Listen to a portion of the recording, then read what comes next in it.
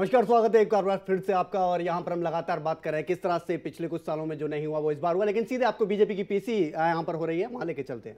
हमें दोनों राज्यों में भारतीय जनता पार्टी सरकार बनाने जा रही है। दोनों राज्यों में कांग्रेस को लीडर ऑपोजिशन का भी पद न मिले, इस तरह की स्थिति हुई है। दोनों राज्यों में कांग्रेस नंबर 3 पर खिसकी है और हमारा कांग्रेस मुक्त भारत का अभियान 2 कदम और आगे बढ़ा है। इसके लिए मैं दोनों राज्यों की जनता का भारतीय जनता पार्टी और भारतीय जनता पार्टी के जीते हुए सभी प्रत्याशियों की ओर से हृदय से धन्यवाद मानता हूं। और इन्होंने जिन भरोसे से भारतीय जनता पार्टी को इतनी बड़ी जीत दिलाई है, दोनों राज्यों में भारतीय जनता पार्टी की सरकारें वो भरोसे पे खरी उतरेगी, ऐसा आश्वासन भी भारतीय जनता पार्टी के अध्यक्ष के नाते देना चाहता हूं। ये जीत हरियाणा और महाराष्ट्र दोनों राज्यों की जनता की जीत है। भारतीय जनता पार्टी के हजारों कार्यकर्ता, ये दोनों राज्यों के और देश भर के कार्यकर्ता जो चुनाव में लगे थे, उसकी जीत है। विशेषकर देश की जनता ने भरोसा रखकर मोदी जी को प्रधानमंत्री तो बनाया था, मगर आज ये सिद्ध हो चुका है कि देश की जनता मोदी जी को प्रधानमंत्री तो बनाया ही है, मानती है, उसके साथ में देश की जनता मोदी जी को निर्विवादित नेता के रूप में भी स्वीकार करती है। जिस तरह से, जिस आकांक्षाओं से देश की जनता ने जनादेश भारतीय जनता पार्टी को दिया था, केंद्र में भी स्पष्ट बहुमत दिया था, और जिस प्रकार से हमारी सरकार लगभग 4 महीने से चल रही है, उसके कार्यकाल पर, उसके काम पर, उसकी योजनाओं पर जनता ने एक दृष्टि से मोहर लगाई है। मोदी जी के नेतृत्व में सरकार ने हर क्षेत्र में जो जहां सुधार करने जैसे थे, जहां इनिशिएटिव लेने जैसे थे, जहां नई योजनाएं बनानी जैसी थी, हर प्रॉब्लम को एड्रेस किया है और उसको 4 महीने में एक स्तर तक समस्याओं के निपटारे की दिशा में हम आगे बढ़े हैं। मैं मानता हूं कि जनता ने हमारी सरकार के इस प्रयास को स्वीकार किया है।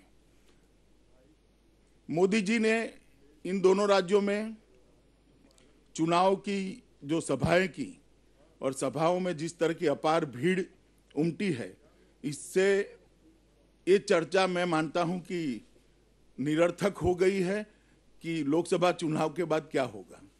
लोकसभा चुनाव के बाद ये दोनों राज्यों का चुनाव सबसे बड़ा पहला चुनाव था, बड़े पहले चुनाव थे, और दोनों राज्यों में भारतीय जनता पार्टी ने अप्रत्याशित सफलता पाई है। भारतीय जनता पार्टी के नेता नरेंद्र भाई के नेतृत्व में दोनों राज्यों ने भरोसा व्यक्त किया है, और अब भारतीय जनता पार्टी का फर्ज बनता है कि हम दोनों राज्यों में अच्छी सरकार दे, ऐसी सरकार दे जो जनता की अपेक्षा पर खरी उतरे। मैं दोनों राज्यों में हमारी जो स्थिति हुई है उसके बारे में मैं कुछ कहना जरूर चाहूंगा।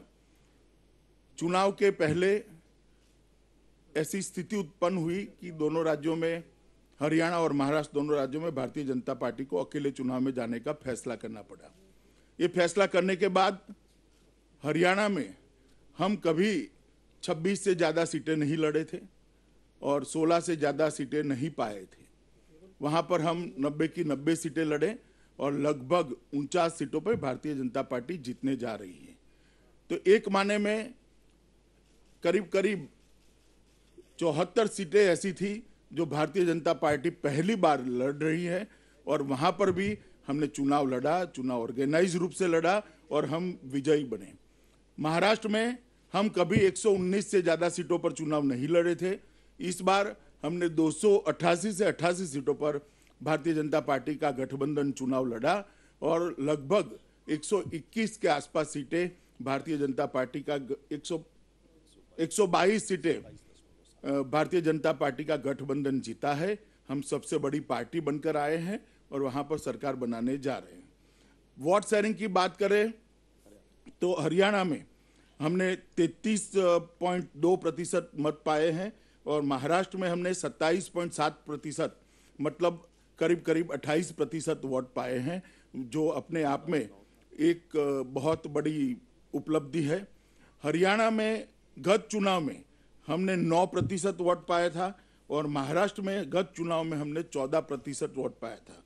तो 14% से 27% का जंप बहुत बड़ा जंप होता है। लास्ट टाइम महाराष्ट्र में भारतीय जनता पार्टी की 46 सीटें थी और इस बार हम 122 सीटें जीत रहे हैं। लास्ट टाइम हरियाणा में गत चुनाव में 4 सीटें थी, उसकी जगह हम 48 सीटों पर जा रहे हैं। मैं मानता हूं कि इससे बड़ा विजय कोई हो नहीं सकता।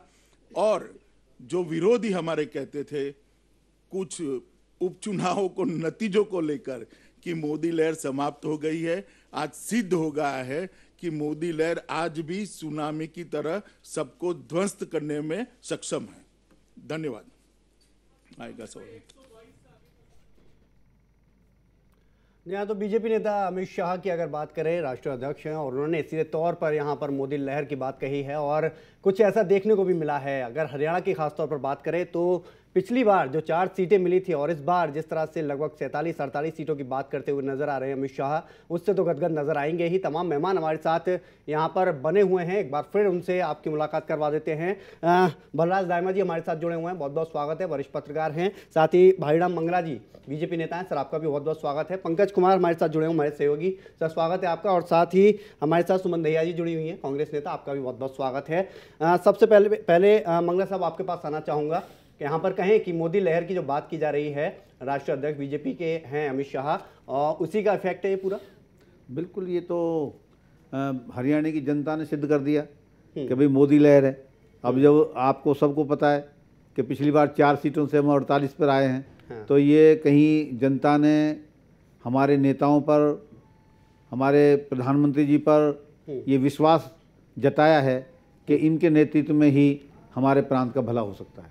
और मैं तो ये समझता हूँ कि प्रांत जो हमें ये जो जनादेश दिया है, ये हमारे पास एक बहुत बड़ी हमारी 2.5 करोड़ जनता ने, हरियाणा की ने एक जिम्मेवारी दी है। जिस जिम्मेवारी को मैं तो ये भी कहता हूँ, भगवान से प्रार्थना करता हूँ कि हमें ऐसी शक्ति दे भगवान कि जो जिम्मेवारी हमें जनता ने दी है उसको हम ठीक तरह निभा सकें, उनके ठीक तरह अपेक्षाओं पर हम खरे उतर सकें। तो ये हम अपना करेंगे। और जो अभी पीछे चर्चा चली थी, वे मैनिफेस्टो जो हमने दिया, घोषणा पत्र, उनकी सभी बातों को पूरा हम करेंगे और उन चीज़ों पर आएंगे। यहाँ पर सुमन जी क्या लगता है, कहाँ पर कमी रह गई?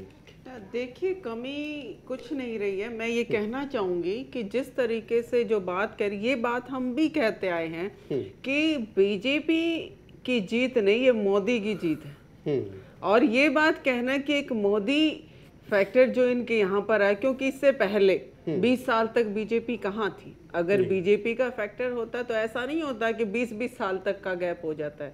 तो मैं ये कहूँगी कि मोदी जी का जो जादू है वो ऑब्वियसली वो चला तो है, हाँ। लेकिन कहीं ना कहीं एक बहुत बड़ी इनके सामने मैं कहूंगी कि आज जनता ने मोदी जी का चेहरा देखा है, हाँ। अभी काम नहीं देखा है। लेकिन आपके ही वरिष्ठ नेता कह रहे थे कि मोदी लहर खत्म हो चुकी है उपचुनाव के बाद। नहीं, वो चीज नहीं थी हमारे लिए। जब एक चीज बताइए ना, 11 जनसभाएं, हाँ। एक एज ए प्रधानमंत्री आज तक हमने तो सुना नहीं, हाँ। तो कहीं ना कहीं मुकाबला दिख रहा था। तभी तो मोदी जी अपनी सत्ता ऊपर की छोड़कर हरियाणा में आ बैठे। तो इससे बड़ा मैं कहूँगी एक प्रधानमंत्री इस लेवल पे आकर सत्ता में बैठ, यहाँ सिर्फ यूं ये लगा क्योंकि उनके खुद के चेहरे जो कैंडिडेट थे, एक भी ऐसा चेहरा नहीं था जो अपने दम पे चुनाव जीत पाता। हाँ। ये तो सिर्फ जैसे जैसे मोदी जी ने जब ये देखना शुरू किया कि यहाँ पर कुछ नहीं होने वाला, तो उन्हें मजबूरी में ऐसा फैसला लिया और वो इतनी जनसभाएं की कि उन्हें फिर से ये दिखाना पड़ा कि मैं हूँ, हर चेहरा मोदी मोदी मोदी। तो बीजेपी तो है ही नहीं, मोदी है। मोदी का जो जादू है वो थोड़े दिनों में निकल जाना है, क्योंकि ये बहला फुसला के जिस तरीके से जनता को एक चेहरा दिखाकर ये सत्ता में आए हैं, उससे कोई ज्यादा देर चलने वाला मामला ये नहीं है। और बहुत जनता के फैसले को देखकर लगता नहीं इन चीजों पर आपकी अगर बात की जाए तो अमल किया जाए। वल्लाद जी हमारे साथ जुड़े हैं। वल्लाद जी क्या कहेंगे जो इस तरह के नतीजे सामने आए हैं उन पर? देखिए, फिलहाल हरियाणा की जनता ने 5 साल के लिए बीजेपी को पूरा जनादेश दे दिया। हाँ। अब आगे 5 साल में ये कितना कर पाते हैं, अपनी मैनिफेस्टो में जो इन्होंने बातें रखी हैं जनता के अनुरूप, ये कितना कर पाते हैं, उसके बाद वो आगे की बात है। हाँ। फिलहाल हरियाणा की जनता ने पूरा जनादेश बीजेपी को दे दिया और वो मोदी के नाम पे दिया है, इसमें कोई दो राय नहीं। जी हाँ। पंकज जी क्या लगता है यहाँ पर मोदी जी को ही पूरा क्रेडिट दिया जाए या फिर और कोई वजह भी इसके पीछे, मजबूती क्या खास तौर पर रही? हरियाणा में एक बार फिर आप कह सकते हैं कि मोदी लहर ही कारगर हुआ है। हाँ। जैसा कि लोकसभा चुनाव में भी देखने को मिला था और विधानसभा चुनाव में भी देखने को मिला है। हालांकि मैं ये कहूँगा कि इसके पीछे बीजेपी एक बहुत बड़ा, कांग्रेस एक बहुत बड़ा कारण रही है। हाँ। कांग्रेस की फूट, कांग्रेस पे लग रहे आरोप, विकास में भेदभाव करने के आरोप, भ्रष्टाचार के आरोप, तमाम तरह के आरोप, यहाँ तक कि इनके अंदर की जो फूट थी वो लगातार सामने आती रही। लोकसभा चुनाव के पहले और उसके बाद तक सिर्फ राव इंद्रजीत और बीरेंद्र सिंह के जाने के बाद भी वो सिलसिला नहीं थमा। और कैप्टन अजय यादव हों या कुमारी सैलजा हों या फिर और भी इनके बहुत सारे नेता थे जिनके बीच विवाद था, यहाँ तक कि चुनाव होते होते इनके प्रदेश अध्यक्ष और मुख्यमंत्री के बीच का विवाद भी सामने आ गया। तो कांग्रेस जानबूझ के अपनी जमीन खोदती जा रही थी और उसका बीजेपी ने भरपूर फायदा उठाया। हालांकि उस समय तक भी, जब तक कि मोदी ने मोर्चा नहीं संभाला था, मोदी ने यहाँ रैलियां नहीं शुरू की थी, तब तक बीजेपी इस स्थिति में नहीं थी कि पूर्ण बहुमत की सरकार बना ले। हाँ। उस समय तक हम कह सकते हैं कि इनेलो सबसे बड़ी पार्टी के रूप में देखी जा रही थी। जी। लेकिन मोदी ने जैसे ही मोर्चा संभाला और धुआंधार प्रचार करते हुए कांग्रेस और इनेलो पे हमले बोले मोदी ने, हाँ। वो लोगों तक पहुंचने में आप कह सकते हैं कि कारगर साबित हुआ। हाँ। मोदी ने एक तीर से दो शिकार किए। कांग्रेस पे तो हमला बोला ही, साथ साथ इनेलो पे भी उसी ढंग से हमला बोला। हाँ। जो इनेलो बढ़त बनाए हुए थी मोदी के हमले के बाद, जो कि लगातार वो फोकस ओम प्रकाश चौटाला पे किए जा रहे थे। ओम प्रकाश चौटाला ने जो तिहाड़ से शपथ लेने की बात कही थी, उस बात को जितना हाईलाइटेड किया वो जनता में एक तरह से कह सकते हैं मैसेज के रूप में गया कि जो आदमी चुनाव ही नहीं लड़ सकता वो मुख्यमंत्री कैसे बन सकता है, उसको हम कैसे वोट दें। हाँ। ये सारे वोट मोदी की तरफ कन्वर्ट हुए और साथ के मैं ये कहूंगा कि सबसे ज्यादा मोदी ने युवा मतदाताओं पे फोकस किया और उसका फायदा भी उठाया, उनको मिला। इस बार ज्यादा थे भी, लगभग बात की जाए तो 88 लाख के लगभग यहाँ पर मतदाता थे भी युवा। भाईराम जी एक बात और मैं आपसे जानना चाह रहा था, जिस तरह से सुमन जी कह रही थी ये तो अब ठीक है हो गया, आगे क्या? आगे बहुत सारी चीजें आपने ऐसे बहुत से वादे किए हैं, कुछ दिन में सारी की सारी जो ये एक लहर उठकर ऊपर आई है वो सब दब जाएगी। ऐसा है कि ये लहर तो अब दबेगी नहीं। हाँ। क्योंकि जनता से हमने एक अनुरोध किया था कि भाई हमें पूर्ण बहुमत मिले, और पूर्ण बहुमत मिलेगा अगर गठजोड़ की सरकार बनती है तो उसमें कहीं ना कहीं खिंचाव होता है।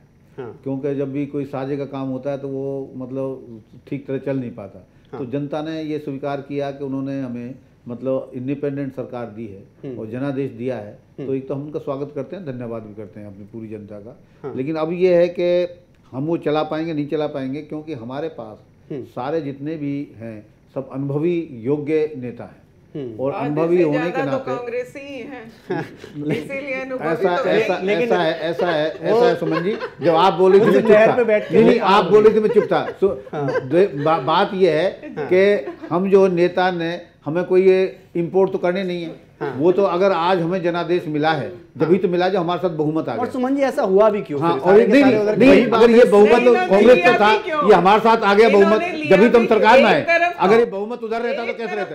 अच्छा अब ये बता, निकाल रहे हैं घोटाले कर दी, ये कर दिए, वही जिन्होंने घोटाले के वही नेता बड़े अच्छी खुशी से बीजेपी ने अपने उसमें शामिल किया। कांग्रेस के लोगों को संभाल ही नहीं पाए उन नेताओं को। मैं ये कह रही हूँ कि ये जो लोग जो गालियां दी, कुछ नहीं, चेहरे बदलने, वो कहते हैं ना, चेहरा तो आदमी तो वही है ना, सिर्फ पार्टी या रंग बदलने से उसके अंदर के काम करने की या जो उसकी जो बात है उसके अंदर वो वही रहेगी। जो घोटाला कांग्रेस में करे क्या वो बीजेपी में नहीं करेगा? अभी आप देखते अभी तक तो आपकी पार्टी उन्हीं लोगों को कहा करती थी कि वो अच्छे नेता हैं। तो मैं तो वही कह रही हूँ कि अब वो नहीं, हमने तो चलो चलाए, हमारे तो थे वो जैसे तैसे थे, अब वही जो दागी नेता इनमें शामिल हुए हैं, जो आज सत्ता में शामिल हुए हैं, और फिर से जिन्होंने पिछले 10 साल इस चीज पे आएंगे जरा, अमित शाह को एक बार फिर खाएंगे और फिर जूते लगेंगे। बिल्कुल, अमित शाह कहाँ जाएगी? बाड़ी राम जी आता हूं मैं अभी जरा, एक बार फिर अमित शाह को सुन लेते हैं क्या कुछ कह रहे हैं। बड़े गदगद नजर आ रहे हैं अपनी जीत से। जो अमित शाह की अगर बात करें सीधे तौर पर, तो उन्होंने साफ तौर पर बता ही दिया कि क्या स्थिति है दोनों राज्यों में, और कुल मिलाकर यही कहेंगे कि यहाँ पर बल्ला जी आपके पास आना चाहूंगा। जिस तरह से पंकज जी की बात करें, पूछ रहे थे बहुत देर से,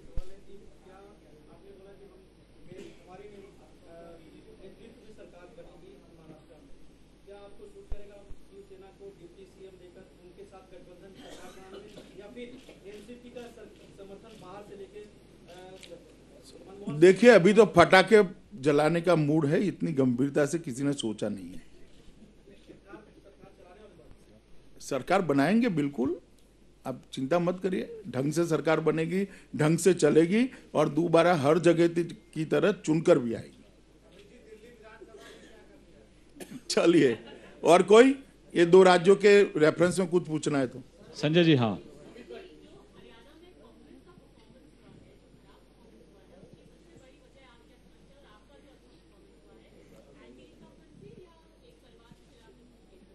देखिए हरियाणा में कांग्रेस के खराब प्रदर्शन क्यों हुआ वो तो जगजाहिर बात है। जहां तक भारतीय जनता पार्टी के जीतने का सवाल है, जो चीजें कांग्रेस नहीं दे पाई है वो हमारी सरकार बनने के बाद केंद्र में हमने अच्छा प्रशासन देने का प्रयास किया है, जनता की समस्याओं को एड्रेस किया है और समस्याओं के समाधान की दिशा में मोदी सरकार ने काफी अच्छा काम किया है। मैं मानता हूं कि मोदी सरकार के 4 महीने के कामकाज पर एक मोहर लगाने का काम ये दोनों प्रांत की जनता ने किया है। संजय जी, संजय संजय संजय फिर पूर्णिमा।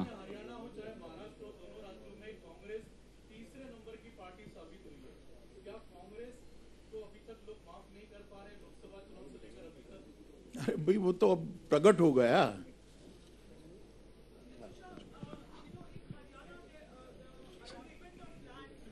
हाँ, ब्रजेश को ले लेते।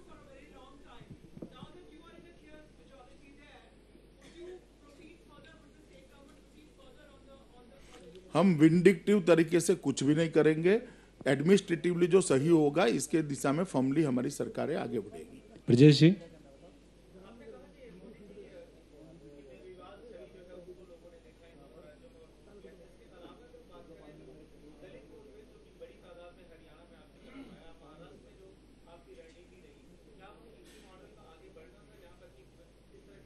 देखिए दलित वोट बैंक पर मोदी जी की छवि की असर नहीं पड़ती क्या? उस पर भी पड़ी है, और कोई रणनीति नहीं है। मोदी जी की सरकार की अच्छा काम और मोदी जी की छवि, मोदी जी का नेतृत्व, ये दोनों के आधार पर दोनों राज्यों की जनता ने हमें मैंडेट दिया है। धन्यवाद भैया, बहुत बहुत धन्यवाद, thank you very much. Amit Shah को आप सुन रहे थे और वही बात दोहराते हुए नजर आए। हालांकि अभी तो कह रहे हैं कि अभी पटाखे चलाने का समय है, दिवाली का समय है, खुशियां मनाने का समय है। आपके पास मैं आऊँगा यहाँ पर बल्ला जी, क्योंकि मैं अभी जब अमित शाह को सुन रहे थे उससे पहले जब मैं बोल रहा था खास तौर पर कि यही कह रहा था कि गुटबाजी की बात करें, भ्रष्टाचार की बात करें, या फिर जो CLU का मुद्दा बहुत ज़्यादा हमने देखा कि इस बार उठा चुनावों में, ये कुछ चीज़ें ऐसी रही जिसका फ़ायदा बीजेपी को मिला। बल्ला जी आपसे। जी बिल्कुल, इस चीज़ का फायदा बीजेपी को डेफिनेट मिला है। हाँ। क्योंकि पिछले 3 साल से खुद कांग्रेस के नेता ही मुख्यमंत्री के खिलाफ इन मुद्दों को लेके हाँ। टकराव के मूड में थे। तो उसकी वजह से बीजेपी ने इस मुद्दे को भुनाया। संसद में भी काफ़ी गूंज हुई इस मुद्दे की। उस टाइम भाजपा के राष्ट्रीय अध्यक्ष राजनाथ जी यहाँ आए गुड़गांव में, किसानों से मिले, उल्लावास में एक राजीव गांधी ट्रस्ट की ज़मीन का मामला था, उसको लेके। तो बीजेपी ने तब से इस मुद्दे को बहुत मजबूती से पकड़े रखा। हाँ। और कांग्रेस के तरफ से, कांग्रेस के उस टाइम सांसद थे राव इंद्रजीत सिंह जी गुड़गांव से, उन्होंने भी इस चीज़ को बहुत मुख्यमंत्री के स्टेज पे भी उठाया उसके खिलाफ। उसके बाद में वो चुनाव से एंड टाइम पहले बीजेपी में आ गए थे। तो ये मुद्दा बहुत भारी पड़ा है कांग्रेस पे। और मतलब लोकल एरिया में तो खासकर लोगों के माइंड में एक चीज सेट हो गई थी कि ये घोटाले किए, घोटाले चाहे हुए या नहीं हुए, लेकिन लोगों के माइंड में इस तरीके से क्रिएट हो गया था ये सब कुछ कि सिचुएशन पूरी तरह कांग्रेस के खिलाफ हो गई थी जी। खासकर स्थानीय जितने भी कांग्रेसी नेता थे वो सब छोड़ के भागने लगे। इसने ज्यादा परेशानी बढ़ा दी कांग्रेस को, जितने भी दिग्गज थे सब पाला बदल गए। इसने ज्यादा एक चीज और मैं यहाँ पे आपसे जानना चाह रहा था, क्या लगता है स्थिति परिस्थितियां बदली कब से? क्योंकि इतना ज्यादा क्लियर तौर पर अगर बात करें पूर्ण बहुमत के तौर पर हमने नहीं देखा था, उम्मीद नहीं की जा रही थी, लेकिन परिस्थितियां कब से बदली? मुझसे पूछ रहे थे ये सुमन जी से सवाल मिला जी। मैं कहना चाहूँ पहली बात तो भ्रष्टाचार की बात हरियाणा में कहीं पर भी नहीं थी। ये बात कहना, पहले अकेले मुख्यमंत्री आज तक के उसमें रहे जिनके ऊपर कोई भी इस तरीके का लांछन नहीं लगा सकता कि उनके राज में पिछले 10 साल से कोई भ्रष्टाचार हुआ है। रही बात अगर जिन मामलों पे भ्रष्टाचार की बात करते हैं, खुद राव इंद्रजीत जी जो यहाँ से हमारे कांग्रेस के नेता रहे थे, एमपी रहे थे, वो आज बीजेपी में शामिल हो चुके हैं। तो मैं ये कहूंगी अगर भ्रष्टाचार का आरोप उस समय था तो ये कैसे कह सकते हैं कि बीजेपी का वही नेता एक पार्टी का चेहरा बदल देने से वो साफ छवि बेदाग छवि हो जाएगा? तो ऐसा नहीं हो सकता। इस चीज का नुकसान मिला, कुछ बड़े चेहरे उधर चले गए। आज नुकसान कांग्रेस को दिखाई दे रहा है, परंतु यही नुकसान कल को बीजेपी को भी होने वाला है, इससे नकारा नहीं जा सकता। जिस तरीके से बीजेपी ने सारे कांग्रेसी नेता जो जो छोड़कर भागे थे उन सब को इन्होंने एक्सेप्ट किया, क्योंकि इनके पास खुद तो नेता ही नहीं थे। खुद के नेता होते तो इस तरीके से ये कहते हैं ना इम्पोर्ट करने वाली बात नहीं होती। तो वो उन्होंने किया और फिर वही चेहरा उन्हीं चेहरों को बदल देने से जो है, या सिर्फ पीछे पार्टी का रंग बदल देने से कोई आदमी का व्यक्तित्व नहीं बदल जाता, उसकी कार्यशैली नहीं बदल जाती। तो ये बीजेपी को आज मैं यही बात बार बार कह रही हूँ जब से मैं बैठी हूँ कि ये आज ठीक है, आज पार्टी सत्ता में, क्योंकि वो सत्ता का जो मजा वो इसलिए ले रहे हैं क्योंकि एंटी इनकम्बेंसी की लहर थी। और क्या लगता है ये जो सुमन जी कह रही है ये अब सुमन जी जो कह रही है अब इनको तो खुद ही सोचना चाहिए।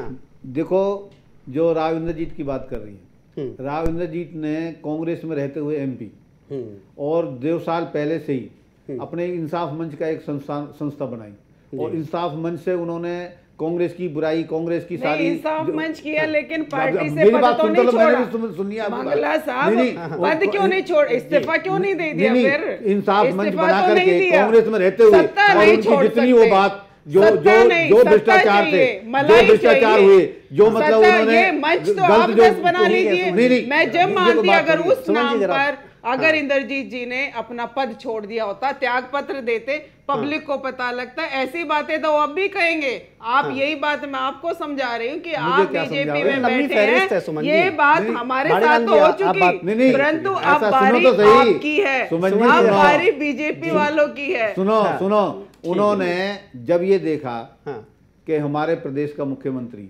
इतने घोटाले कर रहा है, कोई घोटाला नहीं हुआ, सॉरी मंगला साहब, आप सुनने की क्षमता एक भी घोटाला नहीं। जो घोटाले की बात ये कह रहे थे कि बराबर वाला घोटाला, वो भी क्लीन चिट मिल गई है। आपको ये भी पता चला कि अभी न्यायाधीश का फैसला आया, न्यायालय का फैसला आया, जिसमें ये क्लियर लिखा गया कि किसी भी तरीके का कोई घोटाला अपनी बातों को, चलिए ठीक है नहीं हुए घोटाले, लेकिन ये मुद्दे आखिरकार जनता को दिखे क्यों? आखिर ऐसा दिखा क्योंकि भ्रष्टाचार हुआ। नहीं छोड़ के जा रहे थे आपके एमपी, बदलाव की स्थिति लाना चाहते थे, एक बदलाव जो है वो जब कांग्रेस में रहते हुए कांग्रेस के एमपी क्यों कर रहे हैं, मुखालफत कर रही है, अवतार बढ़ाना मुखालफत कर रहा है, इंद्रजीत मुखालफत कर रहा है, तो मंगला साहब का ये बात, ये खुश होने की बात, ये अभी आपके साथ भी होने वाली चीजें हैं। सरकार हमारी बन रही है। देखें सुमन जी अपनी ही बात को काट रही है बार बार।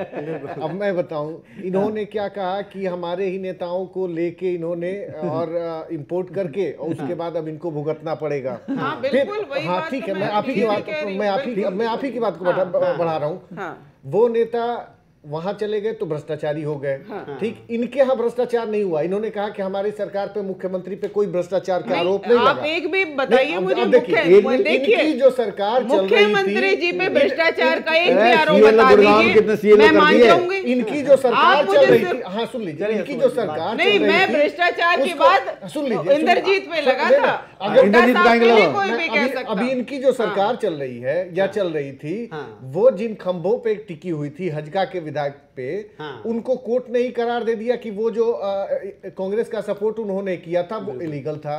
तो वो तो न्यायालय की बात थी ना। अब न्यायालय के बीच में तो हम दीपक जी नहीं बोल सकते ना। अब न्यायालय, देखिए न्यायालय किसी के पीछे नहीं है, न्यायालय पहले करते फैसला तो हमें वो भी मंजूर। पहले तो आपके स्पीकर ने उस मामले को दबाए रखा। नहीं, स्पीकर साहब ने नहीं दबाया, प्रॉपर उसकी सुनवाई हुई। एक मैं बताना चाहूंगा यहाँ पर सीएम हुड्डा की अगर बात करें, उन्होंने खुद ये बात कबूली थी एक रैली में। उन्होंने कहा कि किस तरह से 40 से 46 या 50 जितने भी करने थे पूरी मैंने सरकार को जोड़ तोड़ कर बनाए और आगे बढ़ाए। उन्होंने खुद बोला ये बात। वो तो सभी करते हैं। चलिए ठीक है, अभी एक बताओ, बीजेपी भी करेगी। सुखबीर कटारिया पे मुकदमे चल रहे हैं, सुखबीर कटारिया पे मुकदमे चल रहे हैं, वो फर्जी जीते। अब वो उनको मतलब कोर्ट पे दबाव दे करके, सीएम के दबाव दे करके, अब स्पीकर अपना होना है, स्पीकर अपना, देखो सुना करो भाई, ये बात नहीं, ऐसा थोड़ी आप सुनोगे नहीं तो ये बात के सुनने की क्षमता रखो, अपनी बातों को सुनने की क्षमता रखो कि भाई क्या हो रहा है। चलिए बिल्कुल यहाँ पर अब कुछ चीजें ऐसी रही हैं यहाँ पर, और कुछ जीत ऐसी रही है, कुछ हार की अगर बात करें कोई ऐसी रही है कि बिल्कुल चौंकाने वाली चीजें रही हैं, और उन चीजों पर भी बात करेंगे। फिलहाल यहाँ पर एक छोटे से ब्रेक लो।